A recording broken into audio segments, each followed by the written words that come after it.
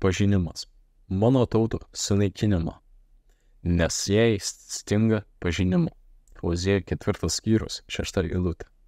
Parašykime naują knygą, tikrasis Dievo pažinimas, ar panašiai. Ir tada žmonės galės skaityti, kaip iš tikrųjų yra. Bet mane užplūda mintis. Vatikane jau yra keletas kilometrų knygų. Kam dar vieną? Tai pasaulį neišgelbės. Ne. Šią eilutę norima pasakyti ne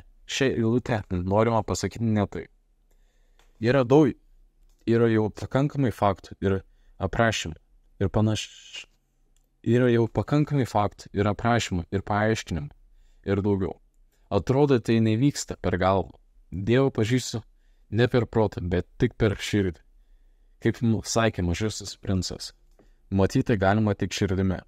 O manoji širdis, ar ji regi Dievą, ar ji pažįsta? Radau gražią eilutę apie tai. Dievas sako, išimsiu iš jūsų akmeninį širdį ir duosiu jums jautrą širdį. Duosiu jums savo dvasią ir padarysiu, kad gyventumėte pagal mano įstatymus, laikytumėtės mano įsakių ir juos vykdytumėte. Ezekielio 36 skyrius nuo 26 eilutės iki 27. Kaip vyras atpažįsta moterį, kurią myli, kurioje knygoje perskaito ar kurioje nuotrauką įžvelgia? Ne, jis turi ją patirti, pasikalbėti su ją pažinti, bei kartu su ją ką nors nuveikti. Tada pažįsta jis ją. Ir tikrai ne iš knygų. Kuomet pakviečiame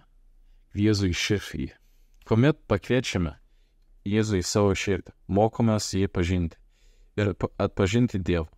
Jis yra asmuo. Visų pasaulio knygų neužteks jam aprašyti, bet mums užteks jį atpažinti. Jis duos mums jautrą širdį, Dievo šventosios dvasios buveinę, švelnią širdį iš mėsos, ne kietą, švelnią širdį iš mėsos, ne kietą, ne ogi. Švelnią širdį iš mėsos, ne kietą, ne ogi. Švelnią širdį iš mėsos, ne kietą, ne egoistišką. Švelnią širdį iš mėsos, ne kietą, ne egoistišką širdį. Širdį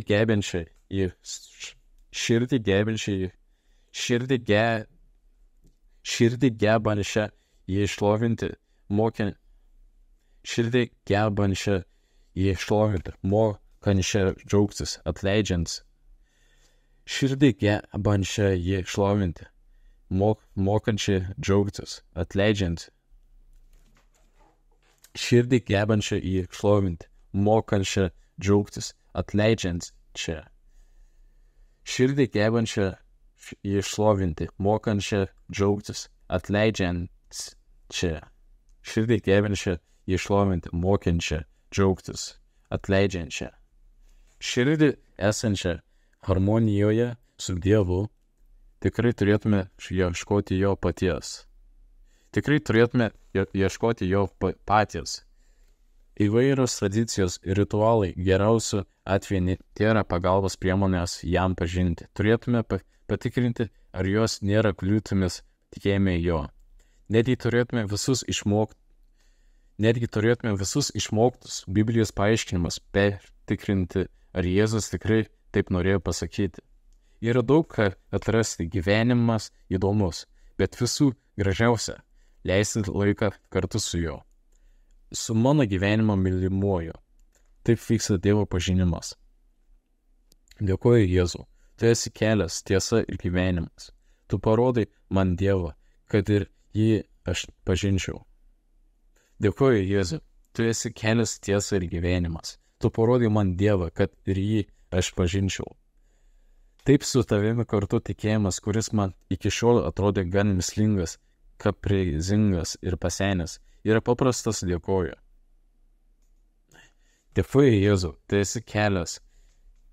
Dėkoju Jėzau, tu esi kelias, tiesa ir gyvenimas. Tu parodai man Dievą, kad ir jį aš pažinčiau. Taip su tavimi kartu tikėjimas Dėkuoju Jėzau, tu esi kelias, tiesa ir gyvenimas. Tu parodai man Dievą, kad ir jį aš pažinčiau. Taip, su tavimi kartu tikėjimas, kuris man iki šiol atrodė gan mislingas, kaprizingas ir pasenęs, yra paprastas. Dėkuoju, tu dovanoji man gyvenimą. Amen.